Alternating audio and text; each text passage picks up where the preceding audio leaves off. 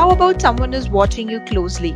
Here, by someone, I mean maybe a device like a camera with human like eyes.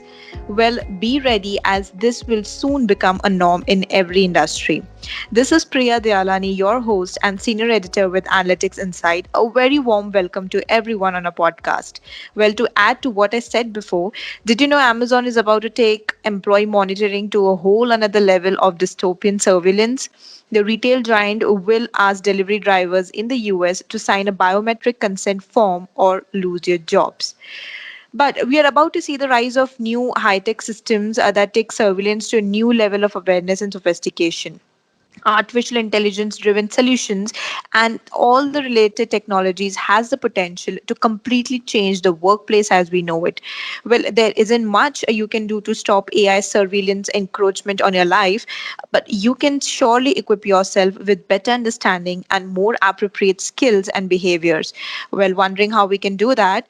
Probal Lala, CEO of Fluent AI, a voice recognition solution company that leverages artificial intelligence to power its product, will definitely guide you through it. Hi, Probal, how are you doing? I'm doing fine, Priya. Thank you very much for having me.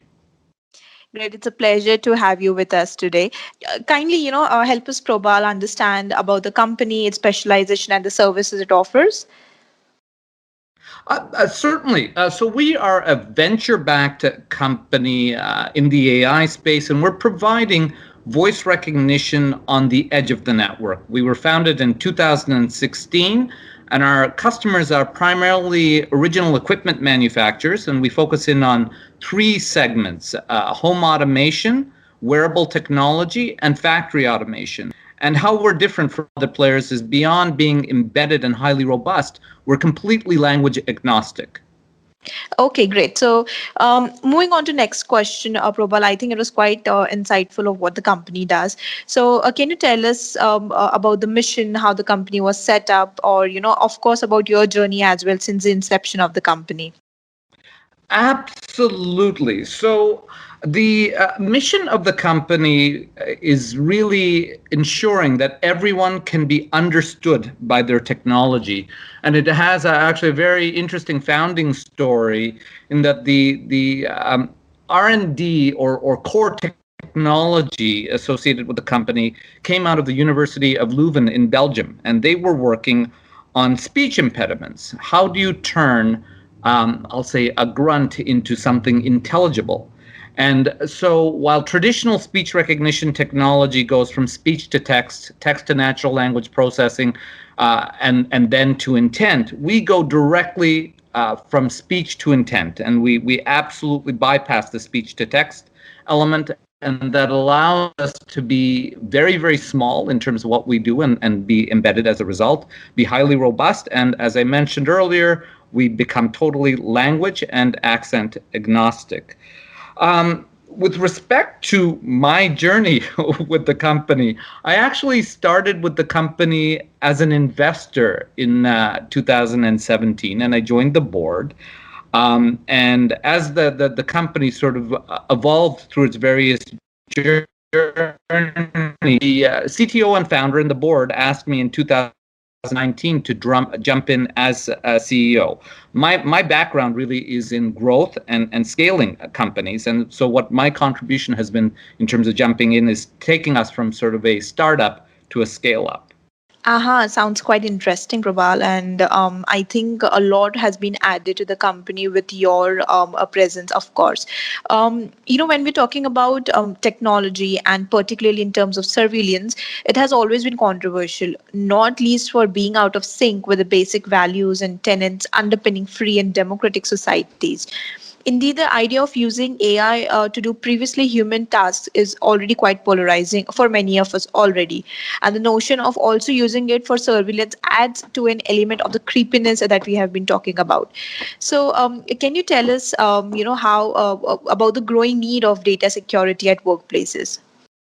Oh, absolutely. So, if you take a look at technologies such as IoT devices that are always on, and as a result, they're always listening or watching, there really is a new opportunity for hackers in terms of how I'll say not very good purposes.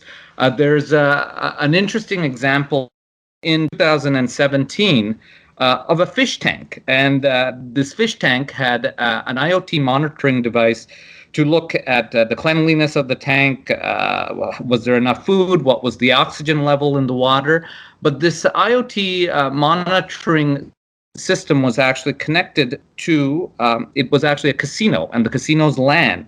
Well, hackers used this IoT device to actually break in not just to the fish tank, but to actually tunnel into the financial systems of the casino and download a fair amount of data. So with greater monitoring capabilities in AI comes a greater need for security and protection, and either be used to help or hurt systems in that sense. And I guess traditionally, the traditional uses from a security perspective still come into play, where you can either lock the door, and in the instance of online surveillance, it means going offline, or you can protect your valuables in terms of having a safe or something similar to that, so that would password protecting or encrypting systems. So again, with like any new tool, there are new positive uses and negative uses, and companies have to be aware of that. Definitely agree with you. And first of all, thank you for giving us such a nice explanation with reference to the example that you quoted. And yes, everything has its pros and cons. It's just probably we need to find a balance of where we can mitigate the negatives and focus on the positives, definitely. Um, so even before the pandemic, businesses were already deploying AI to manage their workforces, and many employees were using it to gauge potential employers, their performance or predicting their talents. Well, thanks to the booming field of people analytics. Now, do you think that COVID-19 had a major role in the surveillance issues, especially when working remotely is the new normal? Um, I would say yes. If you look at, I guess, prior to the pandemic, people, when they go into the office, your supervisor can see what you're doing and you can have different interactions. As people moved into sort of the teleworker realm, a lot of companies still had this need to drive or monitor their employees and understand that there still was productivity going on.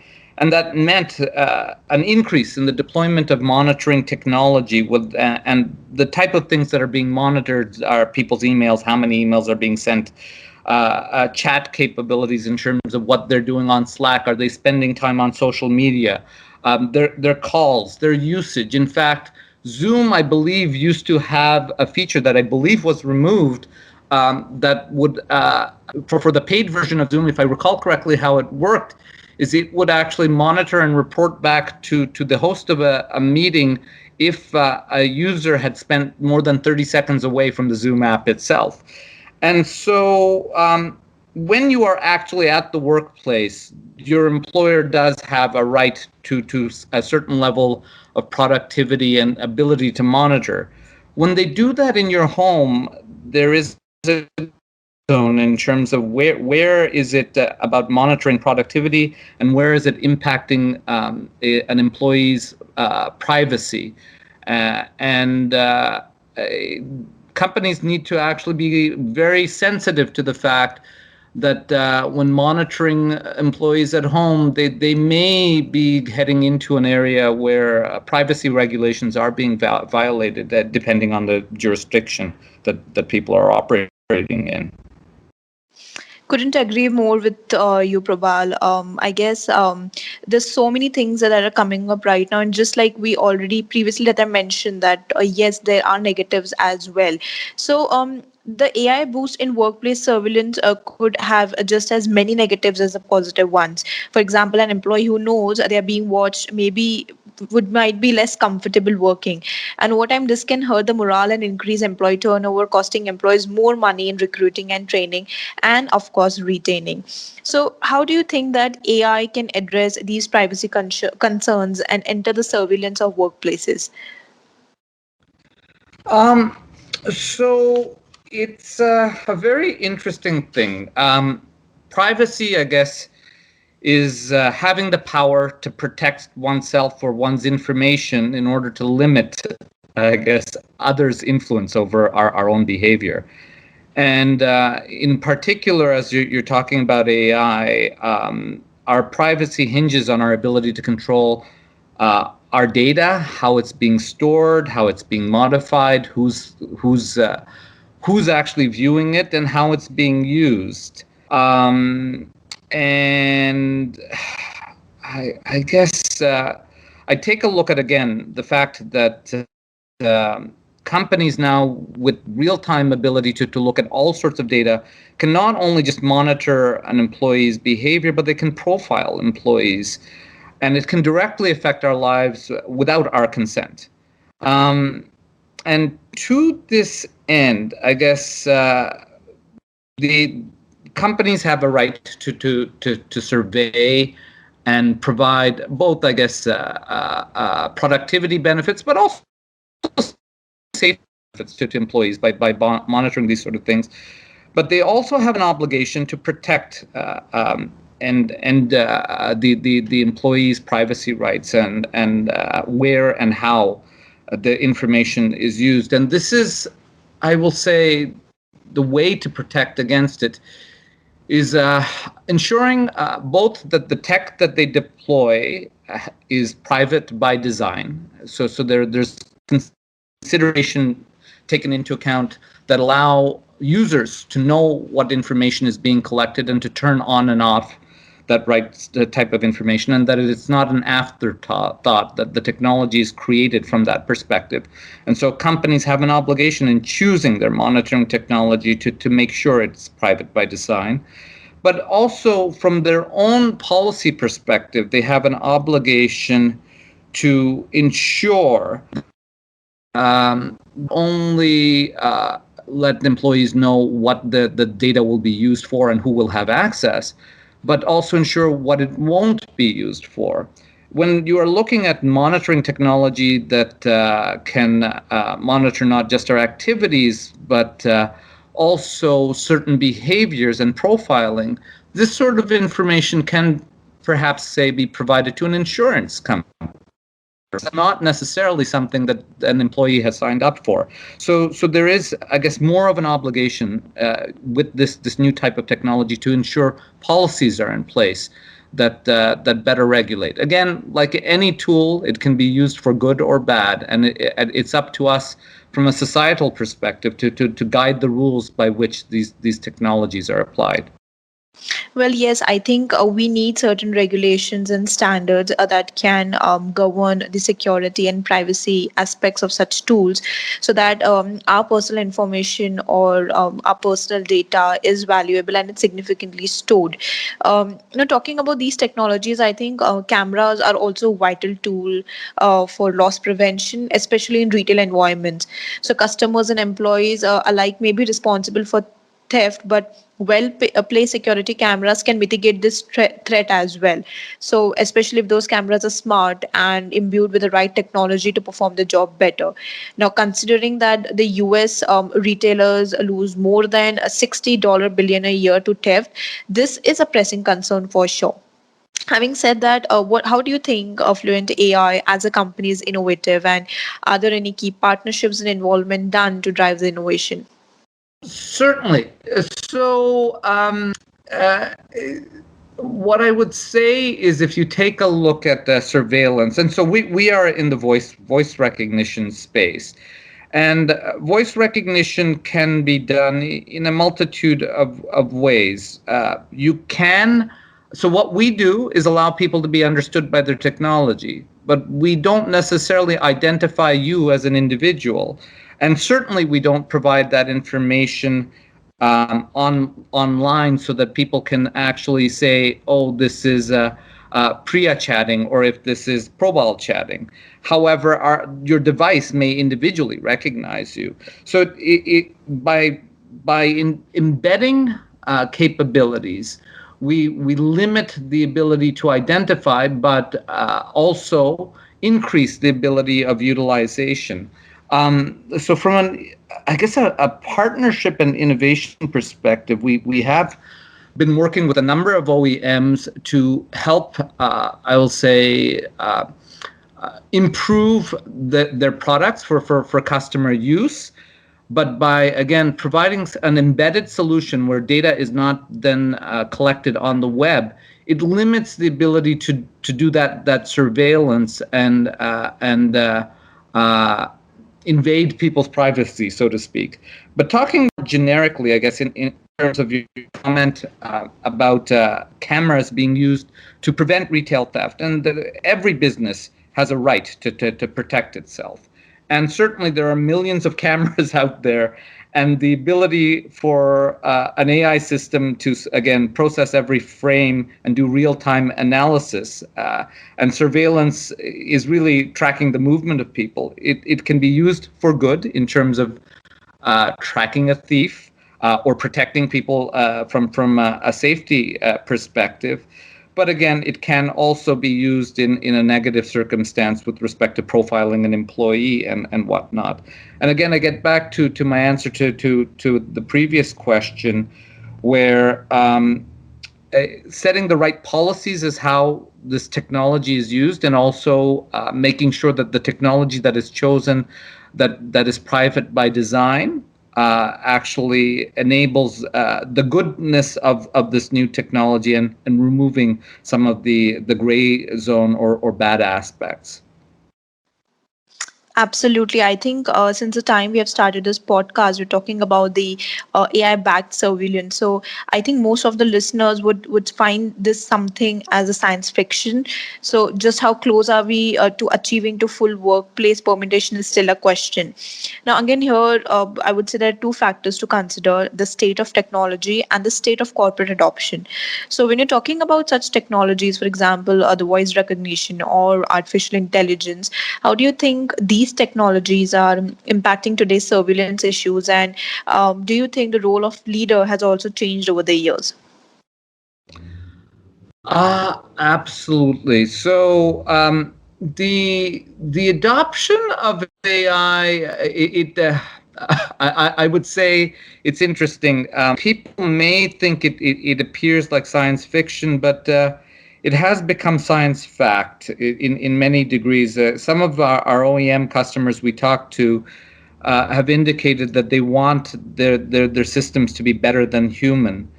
And when you take a look at the deployment, I'll start with the home example, where you have smart speaker.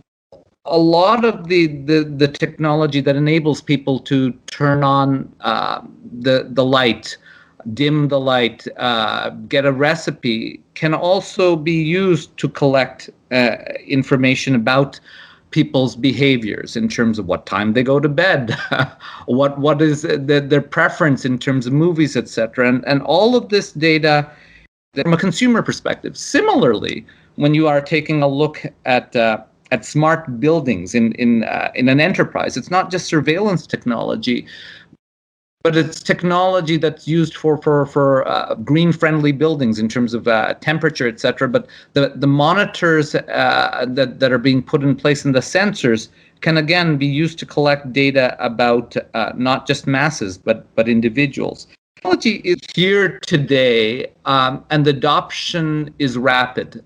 Businesses look at new technologies such as AI as a means of productivity improvement, cost savings, and it's almost a requirement to stay competitive, to adopt the latest technology.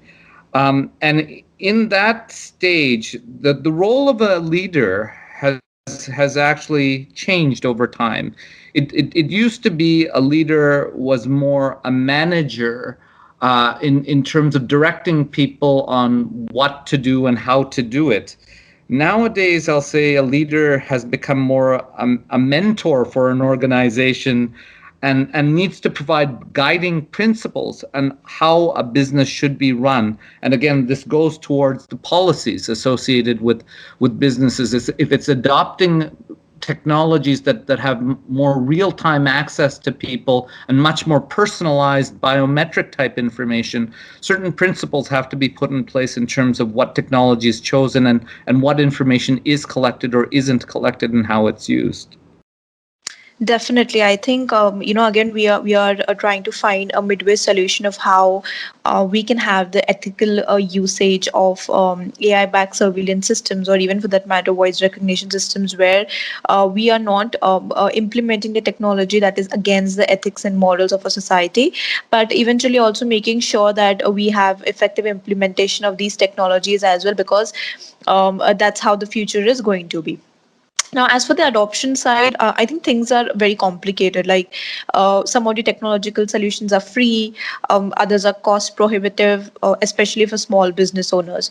Now, some business owners don't want to invest in AI surveillance because they don't see the benefits, or else they are worried that incorporating AI surveillance might do some harm than the good, and those fears aren't entirely unfounded.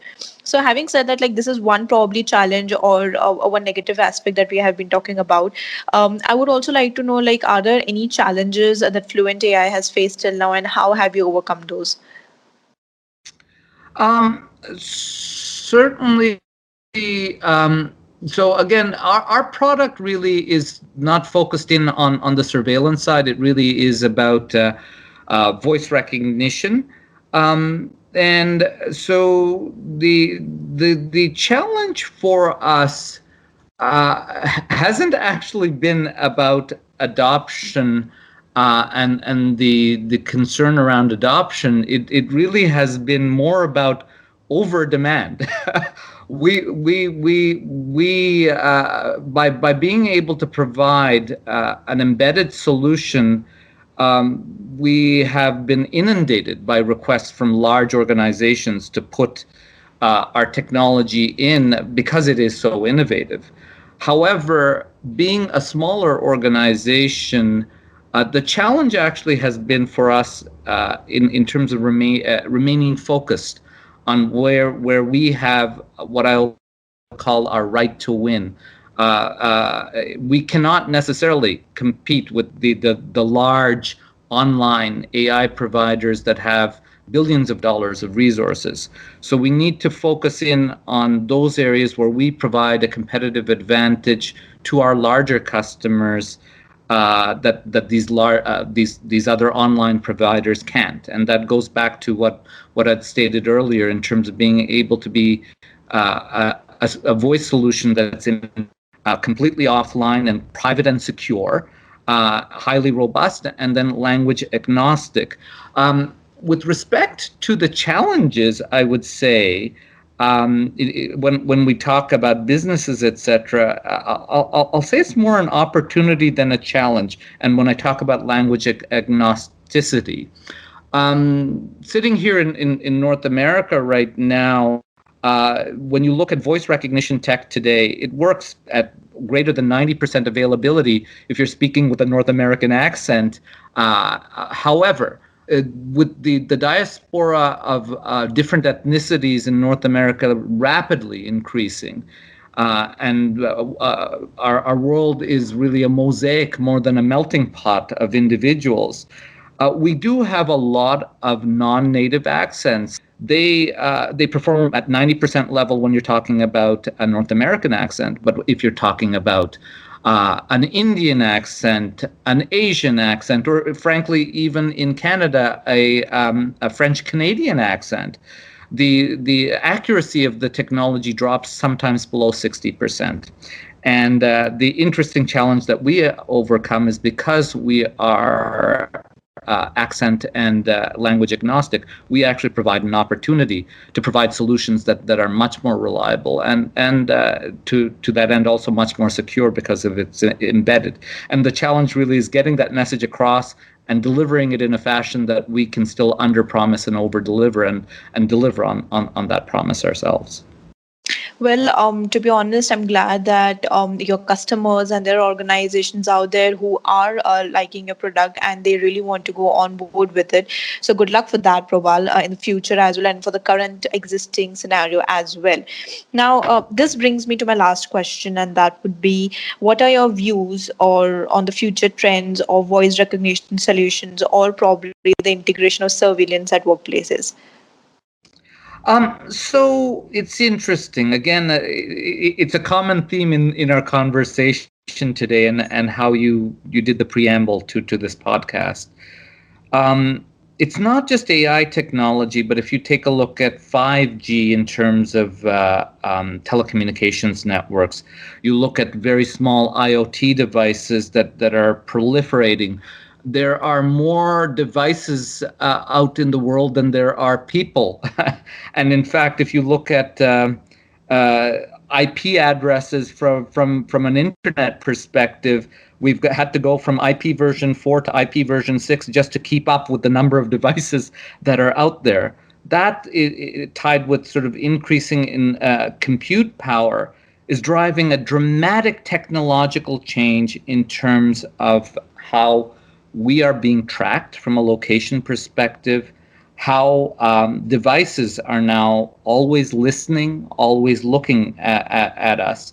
And AI, when you tie that in, allows a multimodal approach to take all of these pieces of data to look at us in different ways. So it isn't just about tracking our faces or tracking our sounds or tracking our activity in terms of surveillance and monitoring. But now there's so much more information about our personal spending habits or our medical information, or frankly, just again, our behavior, that we can be profiled.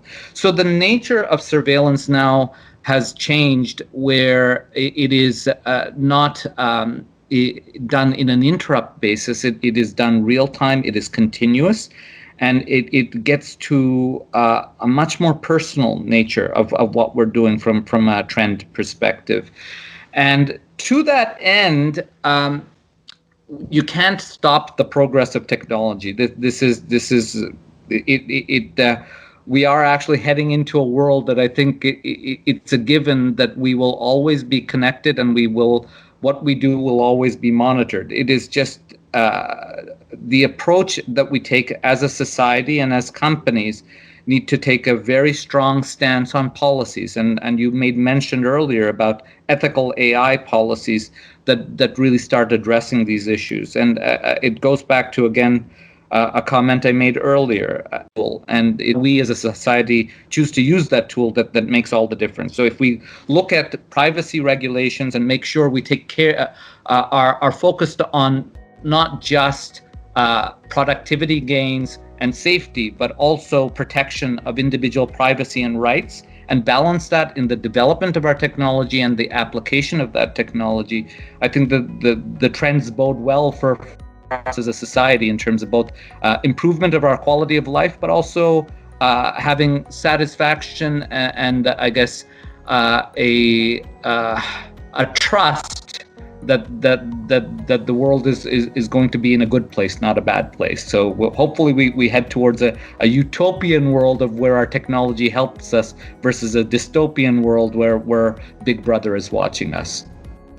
That was quite insightful, Probal. Thank you for giving us such amazing insights on the future trends. And yes, we need some strong and grounded policies in terms of the ethical use of AI and other technologies as well.